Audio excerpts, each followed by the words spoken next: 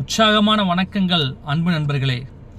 என்னோட நண்பர் ஒருத்தர் கேட்டாருங்க, சுரேஷ் சார், ஹெல்த் இன்சூரன்ஸ் போடுறதெல்லாம் ஒரு பக்கம் இருக்கட்டும், அதில் கட்டின அமௌண்ட் திரும்ப கிடைக்காதாமே, ஏதாவது மருத்துவ செலவு வந்தால் தான் கிளைம் பண்ண முடியும், இல்லைன்னா அந்த பணம் வேஸ்ட்டுன்னு சொல்கிறாங்களாமா, உண்மைங்களா அப்படின்னு கேட்டார்.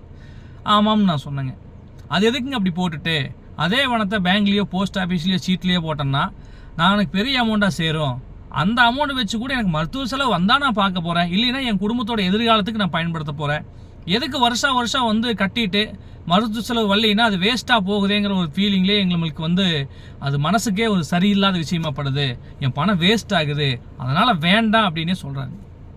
அப்போ நான் அவருக்கு ஒரு பதில் சொன்னேன், நண்பா, உங்களோட குடும்பத்துக்கு எந்த வித நோயும் இல்லாமல் எந்த ஒரு விபத்தும் இல்லாமல் நல்லபடியாக இருந்துட்டா எப்படி ஒரு 4 பேர்த்துக்கு அன்னதானம் போடுவீங்களோ, எப்படி உங்களுடைய குலதெய்வ கோயில் உண்டியில் கொண்டு போய் பணத்தை போடுவீங்களோ, எல்லாருமே நல்லா இருக்கிறோம், இந்த பணத்தை 4 ஏழை ஜனங்க சாப்பிட்டுன்னு போடுறீங்களோ, அது மாதிரி தான் மருத்துவ காப்பீடு அப்படிங்கிறதுங்க.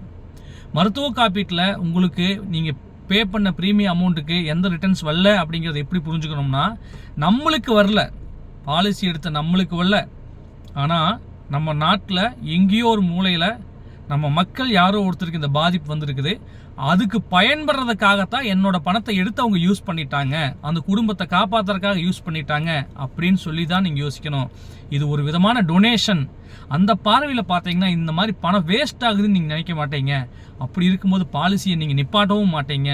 தயவு செஞ்சு எல்லா பணமும் நம்மளுக்கே பயன்படும் நினைக்காதீங்க, மற்றவங்களுக்கும் பயன்படட்டும், நம்மளும் நல்லா இருப்போம், மற்றவங்களும் நல்லா இருக்கட்டும். அந்த திங்கிங்கில் பாருங்கள். அந்த திங்கிங்கில் பார்த்தா மருத்துவ காப்பீடு இஸ் அ டொனேஷன், அது ஒரு தானம், அது ஒரு தர்மம் அப்படிங்கிறது புரியும் அப்படின்னு நான் சொன்னேன்.